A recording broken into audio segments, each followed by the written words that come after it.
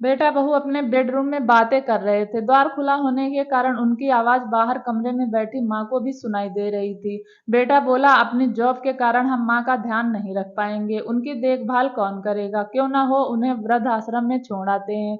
बेटे की बात पर बहू ने जो कहा उसे सुनकर माँ की आंखों में आंसू आ गए। बहू बोली, पैसे कमाने के लिए तो पूरी जिंदगी पड़ी है जी, लेकिन माँ का आशीष जितना भी मिले वह कम है। मैं अगर जॉब ना करूँ तो कोई बहुत अधिक नुकसान नहीं होगा। इस वक्त माँ के साथ रहना जरूरी है। याद कीजिए, आपके बचपन में ही आपके पिता नहीं रहे और दूसरों के घर घर काम करके आपकी माँ ने आपका पालन पोषण किया, आपको इस लायक बनाया, और आप आज ऐसा बोल रहे हैं।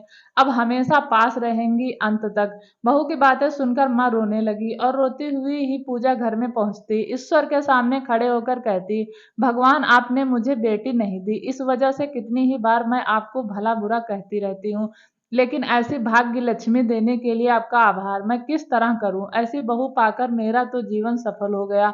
ये छोटी सी कहानी बहुत ही प्रेरणादायक है। अगर कहानी अच्छी लगी हो तो आपका बहुत बहुत धन्यवाद।